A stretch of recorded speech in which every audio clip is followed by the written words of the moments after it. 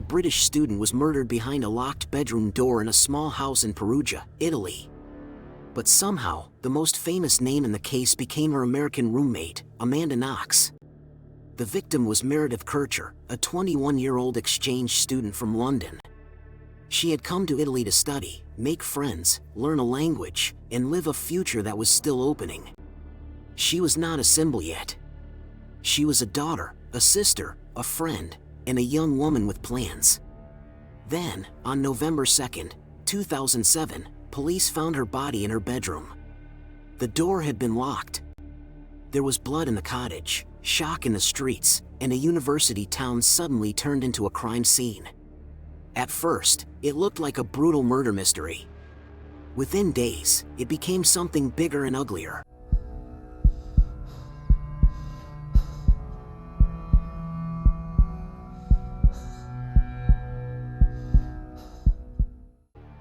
Investigators focused on people close to the house, including Amanda and Amanda's boyfriend, Raffaele Sollecito. They were young, foreign, scared, and trapped inside a case the world could not stop watching. But this story did not become global only because of evidence. It became global because the media found a character. Amanda smiled at the wrong moment. She kissed her boyfriend outside the house. Strangers decided it looked suspicious. Before a courtroom tested the facts, newspapers were building a version of her the public could hate. A murdered British student became the center of a story about sex, jealousy, fantasy, and suspicion. That was the first tragedy inside the tragedy. Meredith's name was pushed behind the myth of Amanda Knox. During police questioning, Amanda gave statements that would haunt the case for years and damage an innocent man. She named Patrick Lumumba, a local bar owner, as someone connected to the murder. He was arrested, then cleared. Amanda later said the interrogation was intense and unreliable.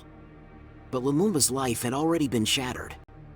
Now the case had another layer, a false accusation, a frightened suspect, and a system desperate for answers. Police believed they were closing in. Prosecutors built a theory around Amanda, Raffaele, and Meredith's room. To the public, the theory felt cinematic. To the defense, it looked like speculation trying to become evidence. Then came the forensic battle, the part that should have clarified the case but made it more contested. A knife became a symbol.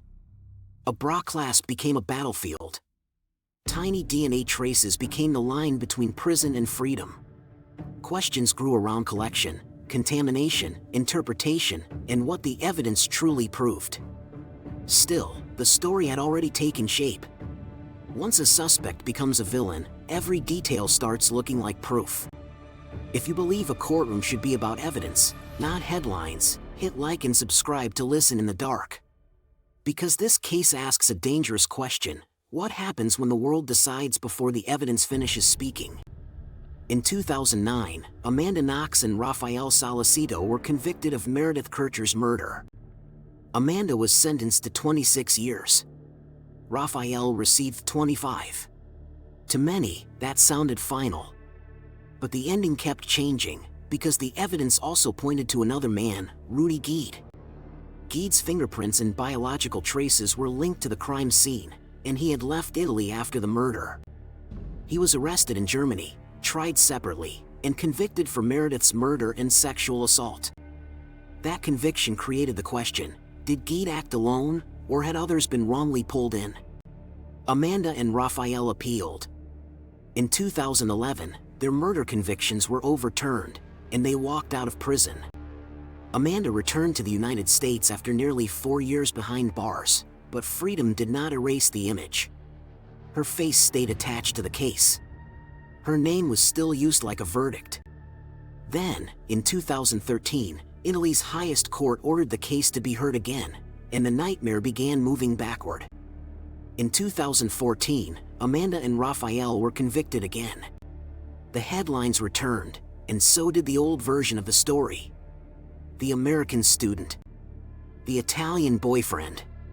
The murdered roommate. The forensic doubts. The courtroom reversals. By then, the case was more than a murder trial. It was a test of surviving a public narrative. In 2015, the final legal turn came. Italy's Supreme Court definitively acquitted Amanda and Raffaele of murder. The court pointed to serious problems in the investigation and evidence, and the murder case against them was over. But a legal ending does not always become a public ending.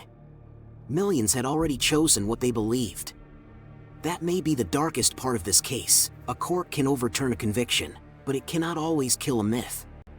Rudy Gide remained the only person definitively convicted for Meredith Kercher's murder. Patrick Lumumba remained a man falsely accused and pulled into a nightmare that was not his. Raffaele remained someone whose life was swallowed by suspicion, headlines, and years of uncertainty.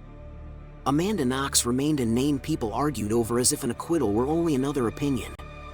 And Meredith Kercher, the person whose life was actually stolen, kept being pushed to the edge of her own story. That is why this case still feels unfinished, even after courts, appeals, reversals, convictions, and acquittals. It is not unfinished because Amanda and Raffaele were never finally judged. They were finally acquitted of the murder. It feels unfinished because the public story refused the legal one, and Meredith deserved more than a headline. This is not a story about proving old suspicion.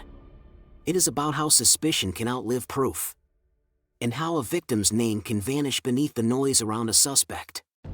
Tell me in the comments, if a court clears someone, should the public keep calling them guilty forever? There was still one legal matter connected to Amanda, the accusation against Patrick Lumumba. In 2025, Italy's top court upheld her slander conviction, though the sentence was covered by time served. That decision did not change the murder acquittal, but it showed how one night in Perugia kept echoing. For Lumumba, the case meant being arrested and named in a horror he did not commit. For Raffaele, it meant years of being attached to a murder he was ultimately acquitted of. For Amanda, it meant prison, release, acquittal, and a reputation that millions still debate. For Rudy Gide, it meant the only final murder conviction in the case, after a separate trial. And for Meredith, it meant something worse than any headline. Her life ended at 21. That is the version too many people forget, because scandal is louder than grief. The tabloids gave the world a villain. The courts gave the world reversals. The evidence gave the world doubt. But Meredith's family was left with something simpler, an empty place where a daughter should have been. The case became a warning about media pressure, forensic doubt, cultural prejudice, and the hunger for villains.